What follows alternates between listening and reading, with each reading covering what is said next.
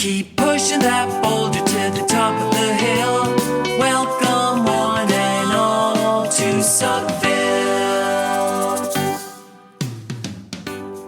Extraordinary stories from ordinary humans? Yes, please.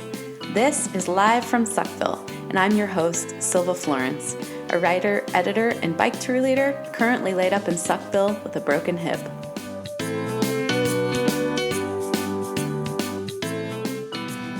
As of 2021, only about 37% of Americans had a valid and unexpired passport. But my guest this week, James Damman, is definitely not one of them. In fact, he went to go live in another country, and not just live, but he specifically went there to help other people. Now, anyone listening, whether you have a passport or not, if you've done any sort of traveling at all and left your so-called comfort zone, you know that when you do so, just about anything could happen. And after 4 years of living in Italy, I can say with confidence that when you live in a foreign country, at some point, everything that you thought was normal goes out the window. And this can be good for you in a lot of ways, or it can get really, really interesting, as it did for James. At any rate, if you come back with your eyes and your heart more open than they were before, you've done something right. And they might just open up a little bit more listening to James.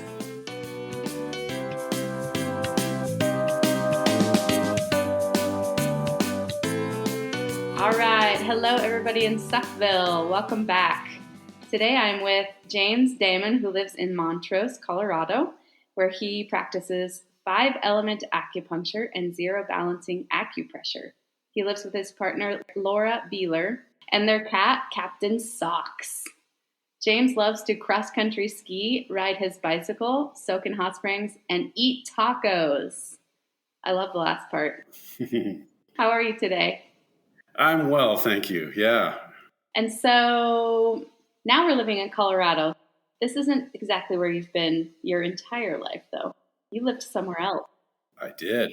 I lived in Ghana, West Africa. Ghana is between Togo and Ivory Coast and below, I think it's called Burkina Faso these days. All these French-speaking countries. Thanks for helping us geographically challenged people. Yes, it was a former British colony, and it was called the Gold Coast back then, and it's now called Ghana. It's one of the few democracies in West Africa. And the national language is English, which was fortunate for me as a Peace Corps volunteer, and not, because they speak 50 different tribal languages there. Wow. Yes, so I went into the Peace Corps after college. Honestly, didn't quite know what I wanted to do, but development work sounded good, and I'd had some experience living in Spain and Colombia. I really wanted to go to a Spanish-speaking country. That didn't happen. No Spanish speaking for you. No senor, no senorita, I guess I should say.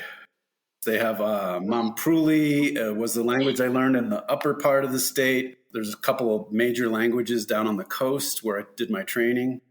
Fanti is the main language. Did it take you a long time? I didn't learn them super well. I learned enough to say hello, and greetings are really important in Africa. So if I say to you, Dasuba, Silva, you should say, nah, which means I just asked you, how's the day? So I say, Dasuba, you say? Nah. That's right. And greetings are so important. And so you never just ask, how's the day? Then I ask, how is your mother? How is your brother? How is your husband? And then you say, I don't have a husband. And they say, oh my God, you are such a, young woman. Why don't you have a husband? You should have 3 children by now. My friend, what is happening? And I say, I don't know. I'm confused. A little different life over there. By now, you'd probably have several children. I can't imagine having several children right now. I feel like a podcast is enough. I'm a childless person too, except for our little feline here. So when you said developmental work, you were interested in developmental work. What does that entail exactly?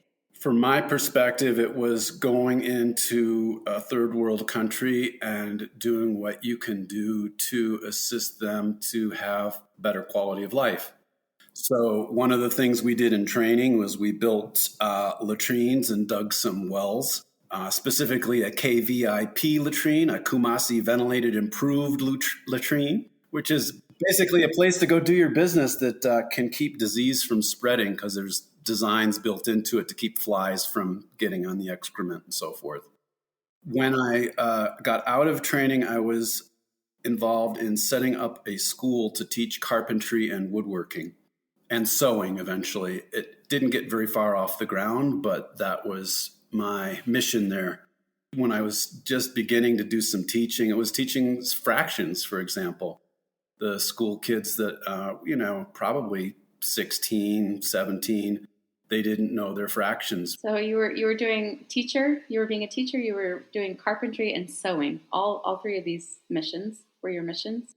Yeah, like I said, it didn't get very far off the ground. There was supplies that were supposed to be coming from the United Nations, and they were locked up in some warehouse in the capital. And, I probably had to bribe somebody to get them. And anyway, I never got it too far off the ground because I got malaria many times and was sent home after just being there for 8 months.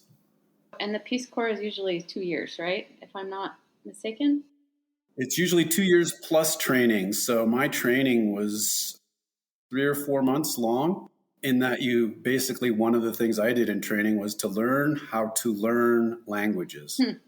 So how to go into a village and pick up a few phrases, and learn how to speak the language, because there was no sense in really learning all 50 languages. So you learned Fanti in training, and then you went out into your job or wherever you went in your village, and then you learned that language there if it wasn't Fanti.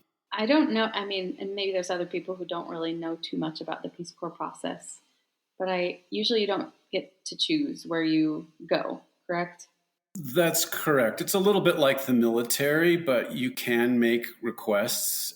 In a way, I wish I would have declined the trip to Ghana and found some other non-governmental organization with which to do some of the development work. But, hindsight is what it is, huh?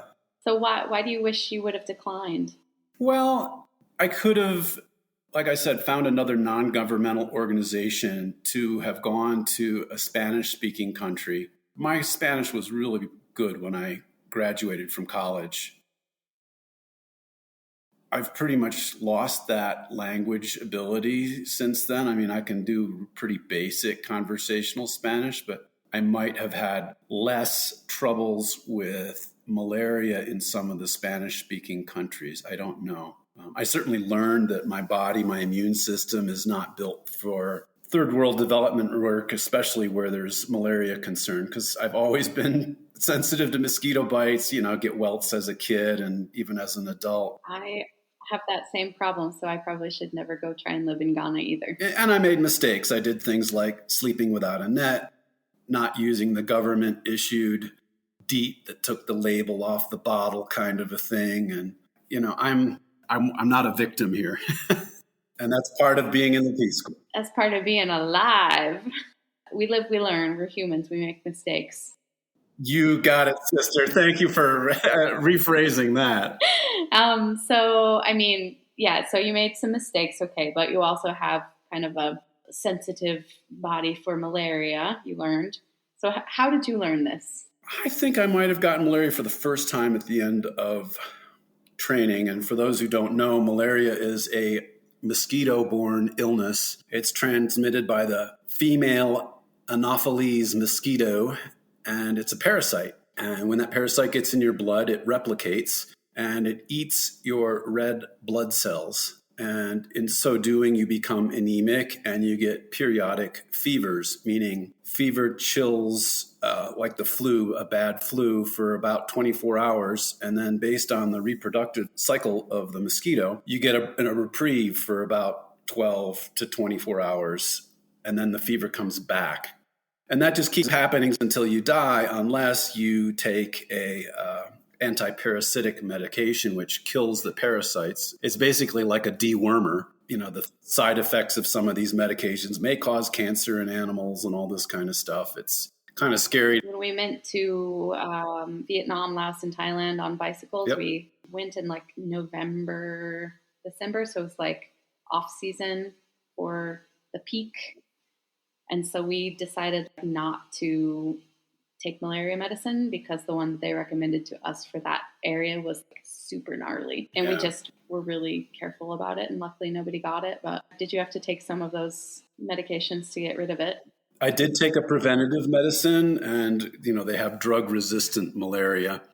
And interestingly enough, the medicine that I took was hydroxychloroquine, which received some notoriety in the last couple of years as a potential treatment for COVID. So anyway, the first time I got it, I took an antiparasitic, got over it. Different people experience it differently. Sickle cell anemia, which is a trait that many Black people have, actually protects them from malaria in some way, which is kind of interesting. I didn't realize that. I don't know what it was. Maybe the fourth time I got malaria, I had quite a humorous encounter with the Peace Corps medical unit in the Capitol, which is Accra. The nurse there, her name was a chief nurse. Her name was Agnes, which is my grandmother's name. Such a great, like, old school woman's name. Yeah. She was built like a drill sergeant, and she wasn't going to mess with any of these privileged white kids from America. And I remember one day I'm lying in the infirmary, and I have this high fever, and I'm like in the fetal position, shivering, and my fever's like 104 or whatever. I was half delirious. That's like 40 something in Celsius, I think, 40 for our Italian listeners. So anyway, Agnes comes in, she says, James, you must go and take a cold shower.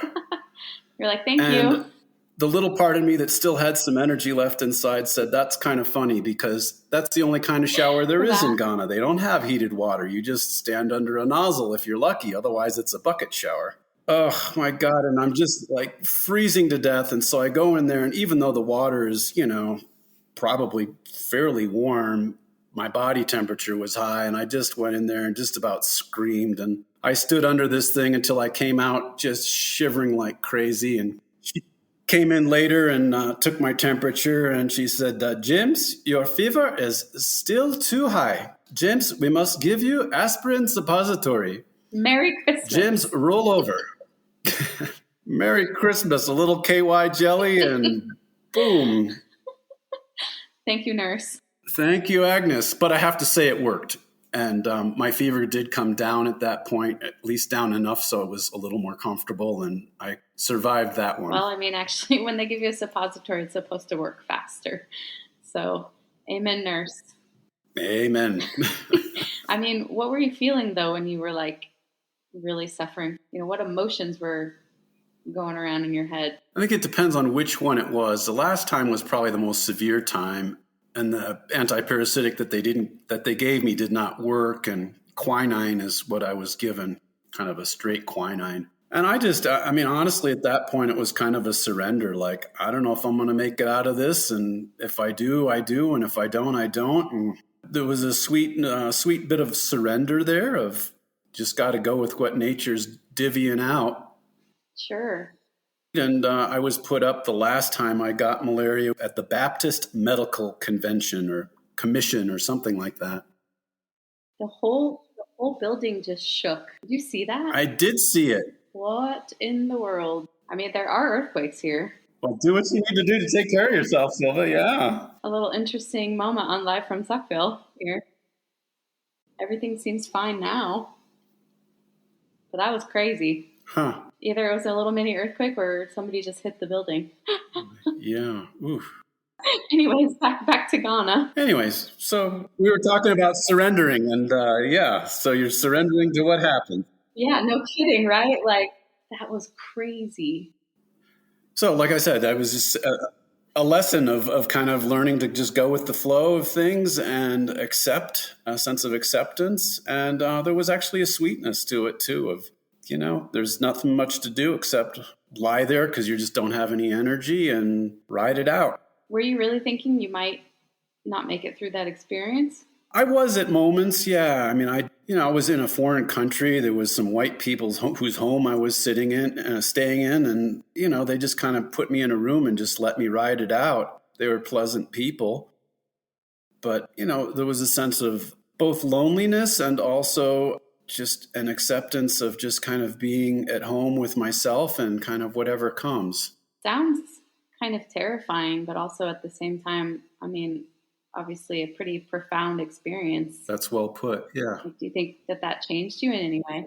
Oh, totally. Yeah. About a month or so ago, I went to visit my parents and I stayed in an Airbnb, and I was saving money and I stayed in a pretty simple Airbnb. It was not the most pleasant stay, but I thought, you know what? I've lived in a mud hut in Africa. I've gotten malaria. This home is not the most pleasant place in the world, but like, hey, it's a roof over my head and I'll just hang here and ride it out. Yeah, it probably really changes your perspective on even like the small luxuries of life, or what we would call small luxuries, which are actually for most of the rest of the world gigantic luxuries. Yeah, like running water, like potable water, and not having to boil it and put it through a filter every time you drink it, and food to have a reliable food supply, which some people in those parts of the world don't have. And where you lived, was the food situation a problem? It wasn't for me, but you would certainly see like little children running around with big distended bellies, which is a symptom of kwashiorkor, of protein malnutrition, because a lot of them would eat grain, millet, porridge, and that was kind of the main thing they ate morning, noon, and night. Without some kind of supplement to it, there's not enough of certain amino acids. And so that's part of why some of those because they couldn't afford, bush meat or goat or some of the other meats that they had. That was a luxury for some households. But that said, to see these kids amuse themselves with an old bicycle tire, or an old bicycle rim, running around in bare feet playing soccer and happy as can be, big smiles.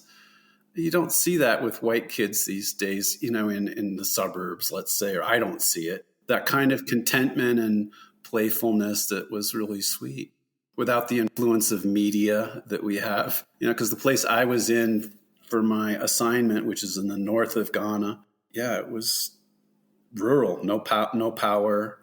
And that's probably changed now because they had a big dam, like a Hoover Dam type thing put in that was going to electrify the entire country. And of course, cell phones came along to revolutionize things. There weren't cell phones when I was there. It was a really different, pretty rugged and rural and simple. There was no electricity. Not where I was, no. No, or maybe somebody would have one or two people in town had a generator that they put on for a while. And it's funny to talk about it now because I'm so connected to my devices, my phone, my computer, and that kind of stuff. It's really a different lifestyle. It must have been a bit of a culture shock, I would imagine, to come from 8 months of living in a mud hut to like coming back to living in the States. The biggest one was coming into a grocery store where you walk in and the doors part in front of you and you walk into this air-conditioned thing with aisles and aisles of food. And it's like, God, I had to go to the market before to get food, and dirt roads. And yeah, it's really, really different. What was the market experience there then? Did you have to like walk a ways, or what would you do? Yeah, the market, they had specific days of the week. And I would walk, a mile or two to get to the town center where they had places where people were selling trinkets of all kinds and things like onions or vegetables, bread, little plastic bags of sugar, and pitot. They had a local beer that was made out of millet called pitot where I was. So they had these huts where they would ferment the millet and turn it into this, really warm beer that they'd serve you in half of a gourd. Was it good?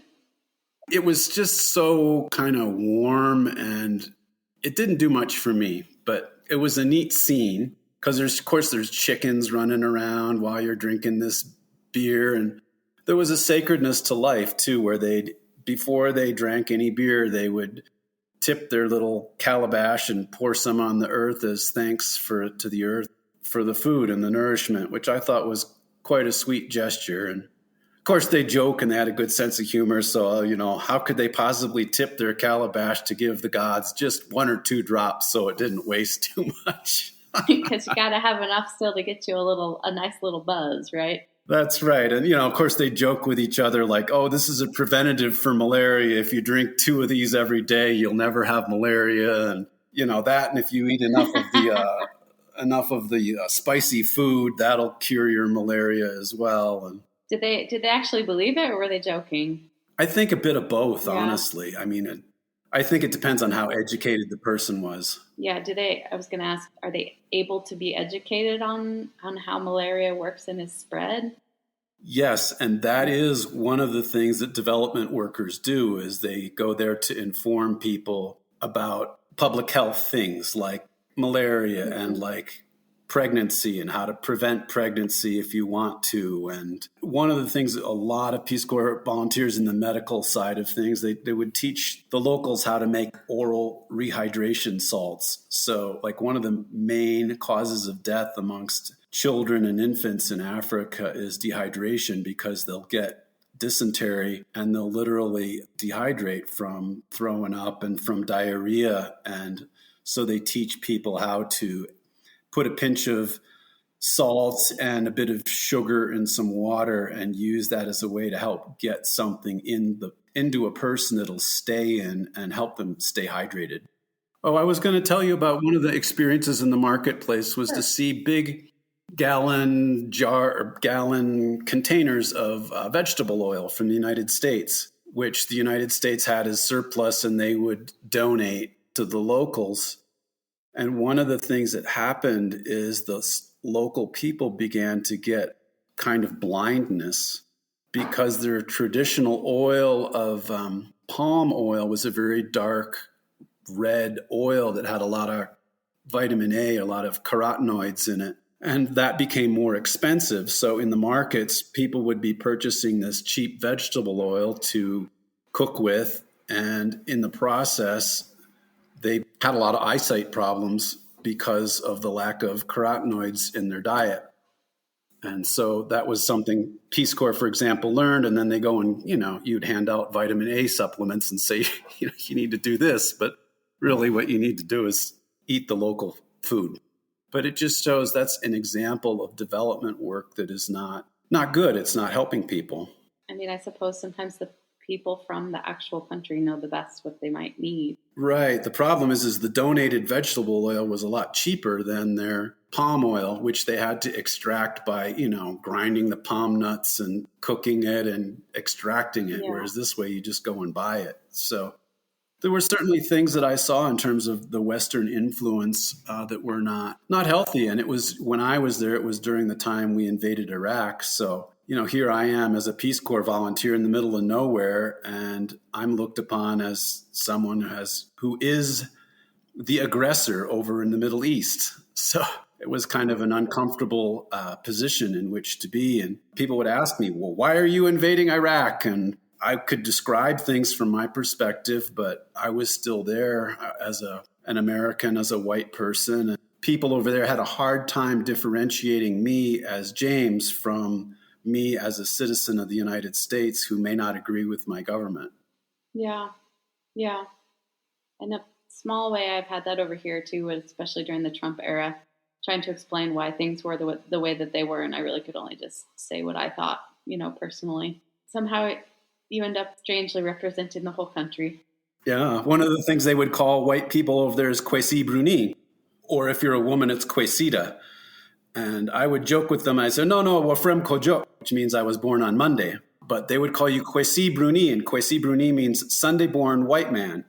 And because you are a white person, you must be a Christian, and therefore you were born on Sunday. Because all good Christians were born on Sunday, and part of it was a little bit of a joke, and part of it was kind of serious. And so you'd be walking around the city streets, and you'd see these hordes of little kids going, Bruni, how are you? I am fine, thank you. And they'd be practicing their English on you, and they'd say, Kwesi Bruni, you are a rich man. You will give me your money. A lot of begging. You were given a stipend as a Peace Corps volunteer, but it was enough to live certainly at a level of the local economy, but not enough to, go buy a car or something like that. I think compared with a lot of the rest of the world, people like you and me are incredibly rich. Indeed. We have so much stuff. It's crazy. I mean, when you got back, were you Oh just my like, God, we got why stuff. do we have all of this? Did you get used to like a really simple kind of a life, or did you miss it? I got used to the simple life and I enjoyed that in a lot of ways. And there's a richness of spirit that's there that we don't have here. Just a really different scene from here with, I don't know, a kid wanting the latest Air Jordans or something like that. The consumer society here. And they were rich in spirit and they had quite a strong faith, people in Ghana. And then one of the beautiful things was is it was in the south it was mostly Christian, and in the north it was mostly Muslim, and there was an acceptance of each other's faith and a simplicity there. I mean, for example, one of the things that would happen on a bus there, the bus would just pull over on the side of the road, and the doors would open, the driver would get out, he'd unroll his mat, wash his feet, face towards Mecca, and do his prayers. This is in the middle of the day, and as a white person, I'm thinking, what the hell? Let's get there. It's hotter than hell out here. I wanted to get home, but it's like a different lifestyle there. It's like, who gives a shit about getting home on time? You're there praying to Mecca, and even if that's not your religion, all the Christian people would hang out and go, well, that's just what they got to do. That's cool. It's like a lot. It's like seems more acceptance, more tolerance, maybe. Yeah, I mean, something we could use more of in this country of each other's faith or each other's beliefs or things like that, and sometimes even with some humor. Here we go, the Muslim guy's got to pray. Well, let's go have a cigarette. That's a great perspective. I think I agree with you. I think we could all use a bit more tolerance and a bit more humor, always. Absolutely. I miss that kind of simplicity and sweetness that's there. And it's probably not probably, it is a motivator for why I just moved to a more rural or less populated area of Colorado to hopefully regain a little bit more of that small town feel. So you had said you had to go home after your eight months in Ghana. It was, right? Yes, I got malaria the fifth time, and the nurse got wind of it. And The same nurse?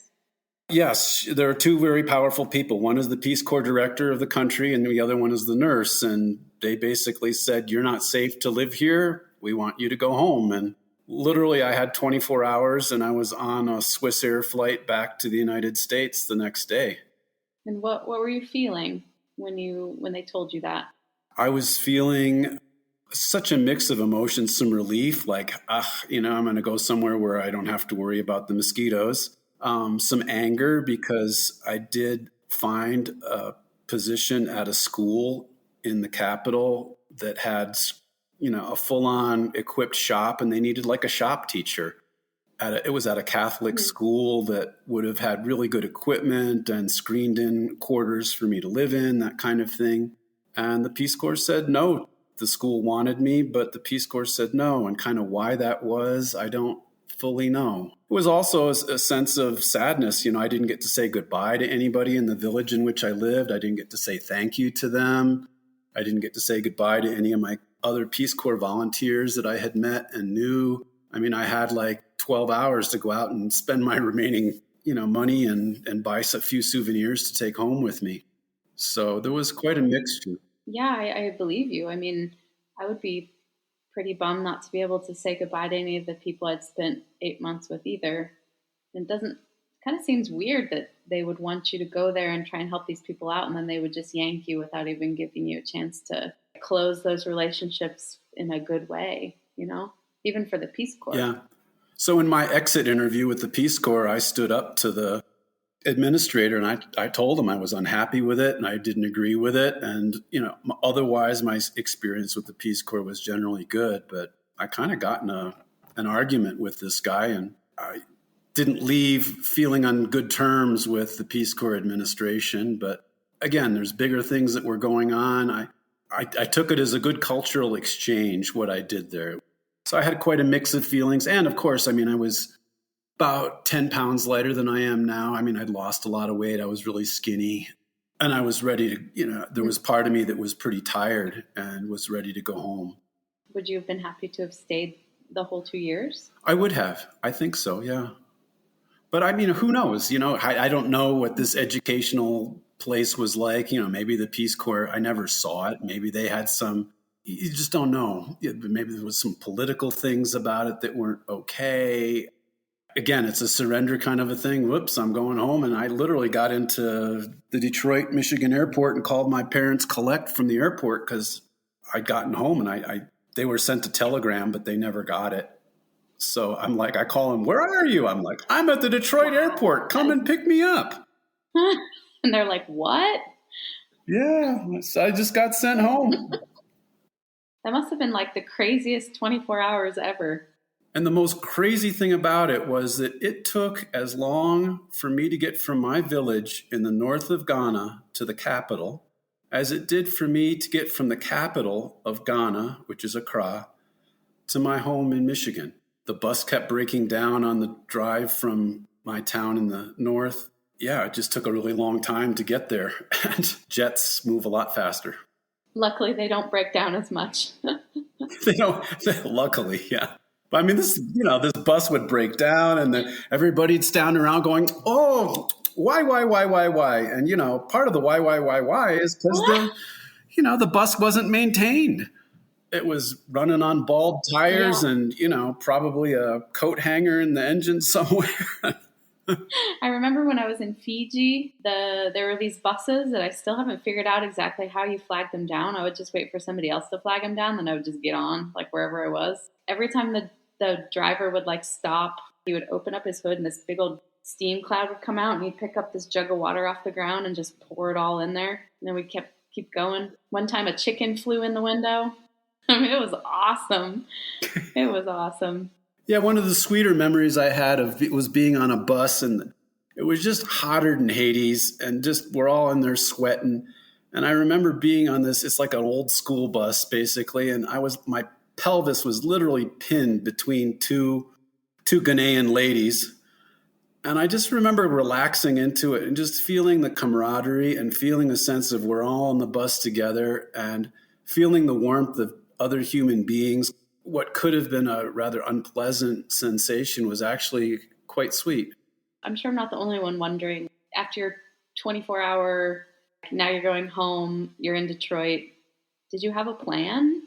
Oh, God, no. No, I was at my parents' for maybe a month or two. I ended up going to Western Massachusetts to a farm that was designed to help people who had mental illness get back on their feet. It was way cool. And it gave me a sense of community, and people would come there post-hospitalization for serious mental illness, schizophrenia, schizoaffective disorder, bipolar disorder, that kind of thing. I was the activities director for a while. I enjoyed that.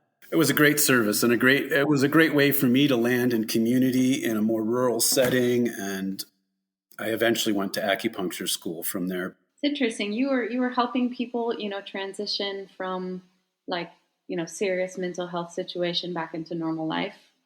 And in a sense, it was like your transition from having lived in Ghana to like whatever the rest of your life is going to be. You're an astute observer. Yes, absolutely. Yeah. So I was there, being healed as much as the people who came there who had severe mental illness. We called them guests. So do you think that this experience of yours in Ghana, do you think it changed you in any big way? Sure. How could it not? I'm sure you've had similar experiences amongst your travels and all. You can't be a traveler or exploring different countries without having come away from it transformed. I would agree. Yeah. So I suppose at this point in my life, 30 years later, I'm still wanting to connect with a way of living that is communal based and of service to my fellow human beings and things that really matter as opposed to what we think matters. And I'm guilty of that as all get out. I'd still like to have the latest bicycle or outdoor gear, that. But it's good to be reminded by other people like you that we don't necessarily need that stuff. We want it and we should have it, but there's other things that are even more important. Kind of gets lost in all this craziness, especially with what we've been going through, in the world and what we're still going through now. Indeed, yeah. So I feel super grateful for the time in the Peace Corps, and I'm still, a living, growing person, as we talked about at the beginning before I think we went on air. And so, do you have any advice for anybody that wants to go to Ghana? Have a great time. Do take care of yourself with malaria prevention. The dancing and the singing over there is wonderful. The drumming is absolutely incredible. Yeah, the other thing I would say is let me know how it is. Well, maybe if anybody's listening and they've been to Ghana in the last 30 years, they can send us a message. That would be cool. Before we started there was a great phrase that you said to me in one of the languages. Yes. Bila bila, which was like little by little, or, kakra kakra, they used to say, which is also like a little by little, slowly, slowly, which means that things are happening at their own pace and in their own right time and their own unfolding. And don't get too hurried or too worried up about things, Mr. White Man or Mr. White Lady or Ms. White Lady. Don't worry, be happy is basically the kind of thing they were saying, which was infuriating when it was an excuse for not maintaining the bus or an excuse for graft or bribery that went on in the government. That's not okay in my book, but that's the way it was. But for like a way to go about things in general, I quite like it. Oh my God, it's a recipe for sanity. And hopefully joy too. Yeah, amen. Easy to say, but less easy to do when your house is just shaking and you don't know why. That was weird. I'll probably have to go look up and see if there's been any little earthquakes in the area. Where are you in Italy? I'm near Florence right now. Well, it would make sense that Silva Florence is in Florence. So I know. It's so great. Well, this was a pleasure. I learned all sorts of stuff about you. The wisdom of James. Ooh, look out.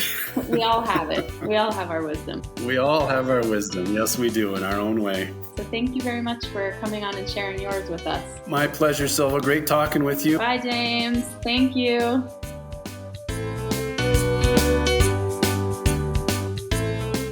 If you or someone you know would like to be interviewed on Live from Suckville, please do send me your stories at livefromsuckville@gmail.com. Live from Suckville can also be found on Facebook, Instagram, and Twitter. Special thanks to Chris Kirby for the awesome theme music. This episode was recorded in my kitchen and produced by yours truly. Until next time.